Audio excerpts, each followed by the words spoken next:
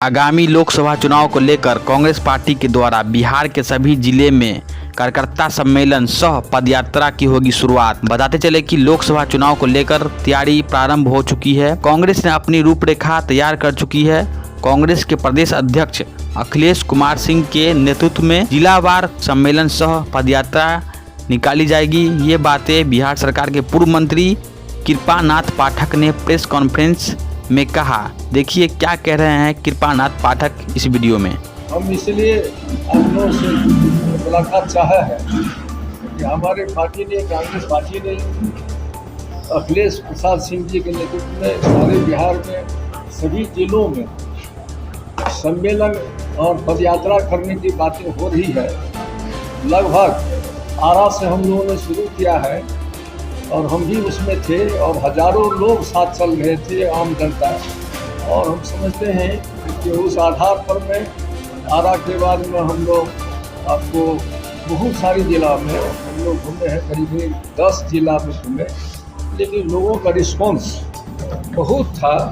आम लोगों का रिस्पांस गाँव के गाँव में लोग, नौजवान लोग उसमें साथ चलता था। इसी आधार पर हमारा जो सहरसा से लेकर के है उसमें अभी थोड़ा सा पर्व त्यौहार भी आ रहा है, तो अध्यक्ष जी के मुताबिक, यहाँ के लोगों के मुताबिक लगता है कि हम छठ के बाद इसको रखें तो बेहतर होगा। इसलिए हम लोग छठ के बाद इस कार्यक्रम को, एक विशाल कार्यक्रम होगा जो हम लोग यहाँ जिला कार्यकर्ताओं का सम्मेलन ही नहीं करेंगे, फिर दूसरे जिला तक एक दूसरे को पहुँचाने का भी काम करेंगे कि हम सीतामढ़ी जाएँ या वहाँ भी सम्मेलन करेंगे। ये लगातार क्रमबद्ध चालू रहेगा। एक तो ये बातें हैं, ये है कि खुशी की बात है कि आज सारा देश आप देखे हो कि बड़ी हलचल के वातावरण में है। एक नई नई परिस्थितियाँ, एक नए नए नारे, एक तरह की बातें हो रही है। और इस देश में आपको जो सेकुलर पार्टी है उस सब का गठबंधन होकर के इंडिया हो गया। और उस आधार पर आप देखे होंगे कि अभी देश में जो बिल आया है, बिल आने के बाद में जो बातें हो रही है उसमें लगता है कि सारे विरोधी दल, जो आदमी किसी गरीब के मददगार नहीं है, जो आदमी और शिक्षित है, उसको शिक्षा देने में, पहल करने में, नौकरी देने में, उसकी हिस्सेदारी देने में जिसको संकोच है, नहीं देना चाहता है, वो आदमी हलचल में है। इसलिए हमको लगता है कि जनता का पोलराइजेशन भी उसी रूप में इस देश में हो रहा है। ये लगता है कि बीजेपी की सरकार अब इस बार होने वाली नहीं है।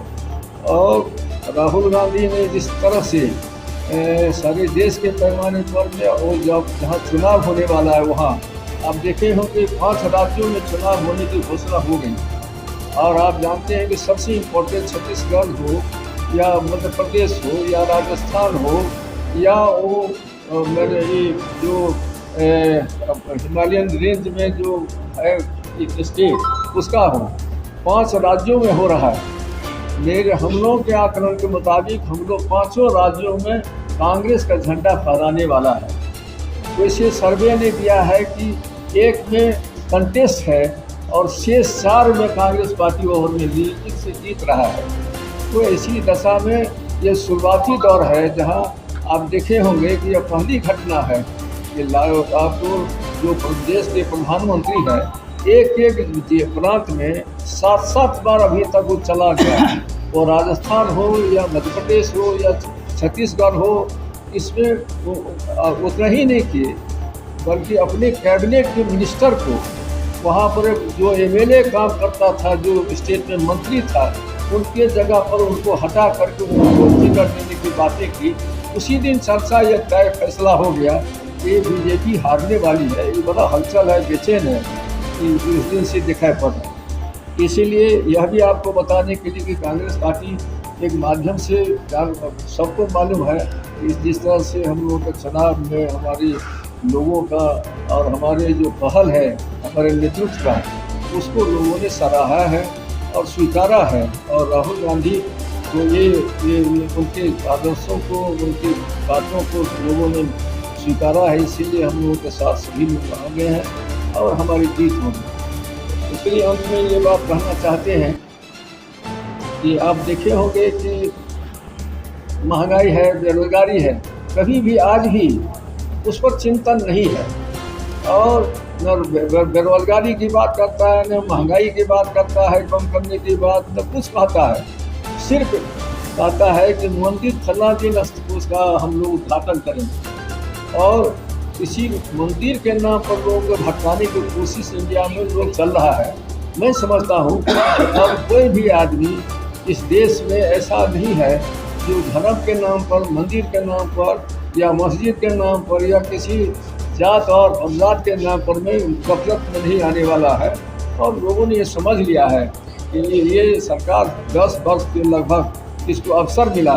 इन्होंने जितने भी वादा किया था ये झूठ बोला, कहा कि हम इतना 15 लाख देंगे, ये भी झूठे था।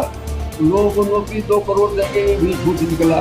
जितनी भी बातें कहा कि हम ये जो टैक्सेस का जो है, जो कांग्रेस ने भी लगाया था कि भाई एक ही जगह टैक्स देना पड़ेगा सारी देश के पैमाने पर एक चीज़ों पर, लेकिन उन्होंने हर एक लोहा है जहाँ खरीदा है वो लिया, फिर बन के तैयार हुआ तो उसका टैक्स लिया, एक जगह से दूसरे जगह गया उसका भी टैक्स लिया।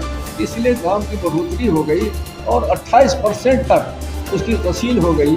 इसलिए दमतोड़ हो गया महंगाई, जिसको कम करना शायद मैं समझता हूँ तो वो कम करना नहीं चाहते हैं। आज भी उसी तरह से बेकरार नौकरी का मतलब खत्म है। देखे होंगे इतिहास बदल रहा है। महात्मा गांधी को छिपाए जा रहे हैं, नेहरू जी को भी चैप्टर क्लोज करने की बातें सोच लिया।